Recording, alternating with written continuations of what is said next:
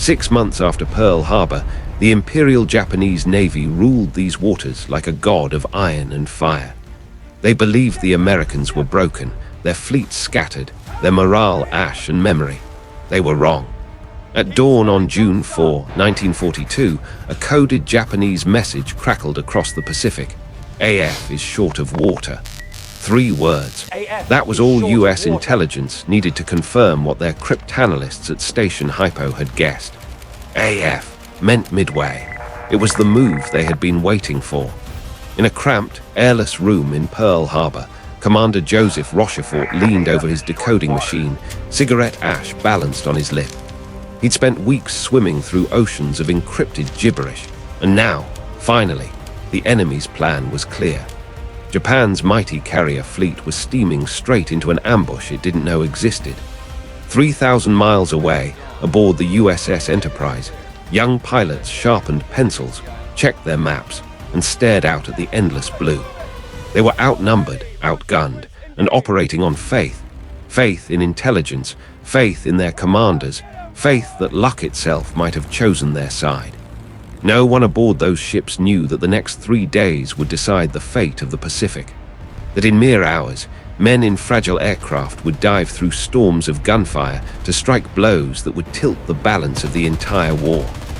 By sunset, oceans would burn, empires would tremble, and a new word would be whispered across the world: Midway. In the spring of 1942, Japan stood triumphant.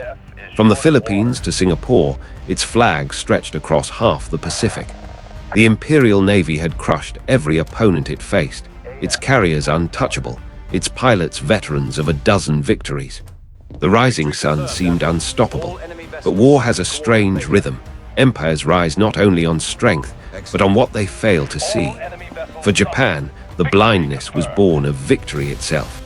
Admiral Yamamoto, architect of Pearl Harbor, believed America was crippled, spiritually, industrially, militarily. He planned to deliver the finishing blow by luring the US Pacific Fleet into a trap near a tiny atoll named Midway, a speck of coral no larger than a city park. His plan was simple: attack Midway, draw out what remained of the American carriers, and annihilate them. When it was done, Japan would dominate the Pacific for a generation. But on the other side of the ocean, in a dim room beneath Pearl Harbor, a quiet revolution was unfolding. Commander Joseph Rochefort and his band of Codebreakers, men in rumpled uniforms, sleeves rolled to the elbow, were wrestling with the Japanese Navy's most complex cipher, known as JN-25. Day after day, they sifted through fragments of numbers, half-words, and repeated phrases, building meaning from chaos. When the Japanese planned their attack, they referred to their target only as AF. No one knew what it meant, until Rochefort devised a test. He asked the US garrison on Midway to radio a fake message, claiming that their water purification system had broken down. It's Midway. 2 days later, the Japanese sent an encrypted transmission. AF is short of water. That single message confirmed everything. The trap was coming, and now, for the first time since the war began, it would be the Americans who would spring it. Across the Pacific, Admiral Chester W. Nimitz read the decoded messages in silence. He knew he was outnumbered. Japan would bring 4 of its best carriers: Akagi, Kaga, Soryu, and Hiryu, veterans of Pearl Harbor. The US could muster only 3, Enterprise, Hornet, and the battered Yorktown, still scarred from the Battle of the Coral Sea. The odds were brutal. The Japanese outgunned them nearly 2-1. But this time, the Americans had something even more powerful than ships or planes. They had knowledge. As May turned to June, Midway became the center of a vast, invisible game, a duel of wits played across thousands of miles of ocean. The Japanese believed they were the hunters. In truth, they were the prey. By the last days of May, the Pacific was alive with ghosts, fleets moving through fog, coded transmissions flickering through static, and men pretending not to be afraid. Admiral Chester Nimitz knew this was his moment. Every map in his headquarters at Pearl Harbor was pinned with red and blue markers, showing 2 mighty forces moving toward each other across the emptiest part of the world. The Japanese First Air Fleet, led by Admiral Chuichi Nagumo, sailed with 4 carriers, 2 battleships, heavy cruisers and destroyers, a floating city of death. Against them, Nimitz had scraped together everything he could find. The carriers Enterprise, Hornet, and the wounded Yorktown, hastily patched and leaking oil, were sent to ambush the Japanese north of Midway. It was a desperate gamble. 3 carriers, fewer planes, and pilots with half the experience of their enemies. But they had one priceless advantage. They knew where and when the Japanese would strike. At Midway itself, Marines and sailors braced for impact. The island was little more than a coral ring with 2 airstrips and a few rusting guns. But the men dug in anyway. They stacked sandbags, camouflaged fuel drums, and slept in trenches under the buzz of mosquitoes. Their commanding officer, Commander Cyril Simard, knew the island could be obliterated in an hour. Still, his men painted slogans on their planes: "Scratch one flat top, remember Pearl Harbor." Far out at sea, aboard the USS Enterprise, pilots played cards to quiet their nerves. One of them, Lieutenant Dick Best, sat alone on deck that night, staring at the moonlit waves. He had a photograph of his wife and daughter tucked into his flight jacket. He wasn't a poet or a philosopher, just a man about to throw his life into the sky. "Tomorrow," he told his crew, "we'll make history or we won't make it back." Meanwhile, in the Japanese flagship Akagi, Admiral Nagumo studied his maps with the calm certainty of a man convinced of victory. His pilots were the best in the world, veterans of China and Pearl Harbor. His aircraft carriers were the most powerful machines afloat, and his plan, perfect, elegant, had worked against every opponent so far. But perfection is a fragile thing in war. All it takes is a single unknown to break it. The night before the battle, Midway's radar picked up faint echoes on the horizon, planes perhaps, or weather. Somewhere out there, hidden beyond the curve of the earth, 2 navies were closing in, unaware that by the next sunrise, one empire's fate would hang by the thinnest of threads. June 4, 1942. At 4:30 a.m., the horizon began to bleed with light. On the decks of 4 Japanese carriers, Akagi, Kaga, Soryu, and Hiryu, the crews moved like clockwork, their rituals as precise as the machines they served. The air smelled of fuel and salt and victory. Nagumo's pilots bowed toward the east, whispered prayers to their ancestors, then climbed into cockpits painted with red suns. Their orders: crush Midway. Moments later, the sky filled with the rising roar of engines. Bombers lifted into the pale dawn like a swarm of metallic hornets, sunlight glinting off their wings. Below, sailors cheered and waved as the planes vanished into the clouds. Japan's war machine was in motion. At 6:20 a.m., the first bombs fell on Midway. The earth shook. Fuel tanks erupted into orange blossoms of fire. Marines scrambled from bunkers, firing into the sky as black shapes screamed overhead. Communications towers collapsed, and the airfield burned. But Midway did not fall. American gunners stayed at their posts.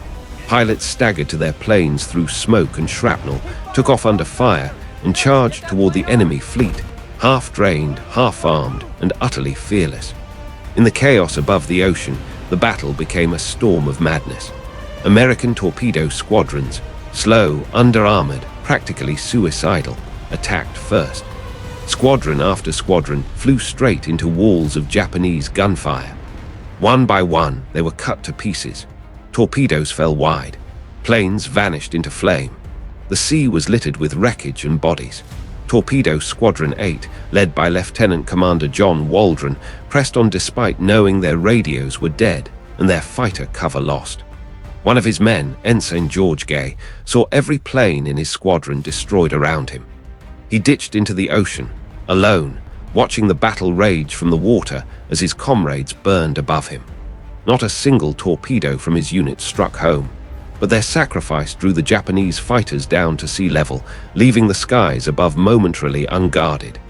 It was then, at 10:20 a.m., that fate intervened. High above, almost lost, came the US dive bombers. They'd been searching for hours, low on fuel, disoriented. Then, by a stroke of luck or providence, they spotted the Japanese fleet below. The carrier's decks were chaos. Rearming planes, stacks of bombs, fuel hoses snaking across steel. Nagumo had just ordered his aircraft to switch from anti-land to anti-ship weapons, leaving his decks exposed. From 20,000 feet, Commander Clarence McCluskey of the USS Enterprise banked his Dauntless into a dive. The world fell away beneath him. His cockpit shuddered, the wind screaming. He waited until the last second, crosshairs steady on the carrier cargo, then pressed the release. A heartbeat later, the ocean exploded. Within minutes, Kaga, Akagi, and Soryu were torn open by fire. The fuel lines became rivers of flame. Sailors leapt into the sea, their uniforms ablaze. The carriers that had destroyed Pearl Harbor now burned like funeral pyres across the Pacific. But the battle wasn't done. The fourth carrier, Hiryu, struck back with fury. Its planes dove out of the clouds and hit the Yorktown, crippling her, sending her crew scrambling to abandon ship. Smoke poured from the horizon. The sea was a mosaic of burning oil and shattered metal. As dusk fell, the Americans found Hiryu and returned the favor. 4 bombs struck her decks. The last Japanese carrier went down in flames, her commander standing at attention as the fire swallowed his ship. By nightfall, the Pacific had changed hands. When the sun sank beneath the waves that night, it lit a sky painted red by the burning remains of Japan's pride. 4 carriers, Akagi, Kaga, Soryu, and Hiryu, the same that had struck Pearl Harbor, now lay twisted and drowning in the Pacific. The air that had once carried their war cries now carried only smoke. From the floating wreckage, Japanese sailors clung to debris as the ocean claimed their empire, one all-black wave at a time. Fires still danced on the surface, flames that hissed and flickered as they devoured the last breath of the rising sun. On the bridge of the Hiryu, Captain Tomio Kaku took one final look toward the horizon, saluted, and went down with his ship, his crew following in silence. The Japanese Navy would never again possess such power, such confidence, such illusion of destiny. Aboard the surviving American carriers, the scene was almost as haunting. Pilots staggered back from their missions, faces blackened by smoke and wind. Some wept openly, not from joy, but from exhaustion and disbelief. Out of the 41 torpedo bombers launched that day, only 6 returned. Entire squadrons had been annihilated to make this victory possible. Lieutenant Dick Best, who had led the Enterprise's dive bombers, was carried below deck, lungs scorched by fumes. He'd struck both the Akagi and Hiryu, a feat unmatched in the history of naval aviation, but he would never fly again. His body paid the price for his nation's turning point. When word reached Admiral Nimitz at Pearl Harbor, he stood quietly for a long moment, staring at the message report. Then he said simply, "This is the turning point." No cheers, no speeches. Just the understanding that the tide of the Pacific had shifted. Japan had lost 4 of its best carriers, over 250 planes, and hundreds of its most elite pilots, men who could never be replaced. The United States had lost 1 carrier and 307 men. The arithmetic of destiny had changed. In Tokyo, the news was buried in silence. The Emperor's advisors ordered radio stations to call it a minor setback. But in the offices of the Imperial Navy, Yamamoto knew the truth. The dream of a Japanese Pacific Empire was dead. Midway had not merely been a battle, it had been a reckoning. As the fires burned out and the sea returned to its endless calm, the Pacific was no longer a Japanese lake. It belonged again to uncertainty, to the slow, relentless power of a nation rising from ruin. When dawn rose on June 5th, the sea was quiet again, eerily so. The fires that had painted the horizon were gone, replaced by a ghostly calm. But beneath that silence, history itself had shifted course. The Battle of Midway was more than a military engagement. It was the moment when the Pacific War reversed its tide. Japan's aura of invincibility had been shattered in 4 burning hulks. The same carriers that had roared across the Pacific, striking Pearl Harbor, sinking battleships, conquering empires, were gone in a single day. Admiral Isoroku Yamamoto, the man who had once warned Japan's leaders that they could run wild for 6 months before awakening the sleeping giant, now stared into the proof of his prophecy. The giant was awake and furious. Strategically, Midway changed everything. Japan had lost not just ships, but the irreplaceable elite who flew them. Its naval aviation, the sharp edge of its empire, was gone forever. The Japanese Navy would fight on for 3 more years, but always on the defensive, always retreating, like a tiger mortally wounded, yet refusing to fall. For the United States, the psychological transformation was electric.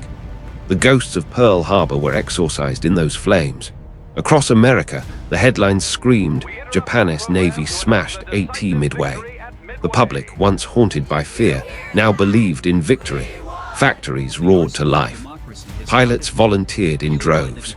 A nation that had been struck down had risen again, stronger, more determined, and armed with new faith in its own power. Midway also crowned a new kind of warfare. It was the first major battle in human history fought entirely by aircraft. Ships never saw each other, never fired a gun directly. It was a contest of codebreakers and airmen, intelligence and timing, luck and nerve. The age of the aircraft carrier had arrived, and the battleship was now a relic of the past. The victory also vindicated the unsung heroes of cryptology, men like Joseph Rochefort, who had cracked Japan's naval code from a basement, armed not with guns, but with logic and exhaustion. Without them, the Pacific might have drowned in Japanese steel. Yet the triumph came at a price, measured not just in lives, but in silence. Survivors of the torpedo squadrons who'd been slaughtered for the chance of that victory carried the memory of their comrades for the rest of their lives. They knew that Midway's glory had been built on sacrifice, the kind that burns unseen beneath the roar of history.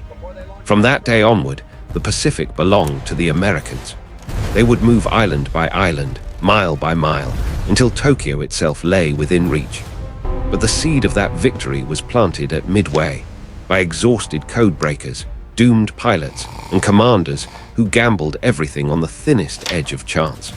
Every war has its myths, but Midway blurs the line between luck and legend. It wasn't supposed to be a victory, it was supposed to be a last stand.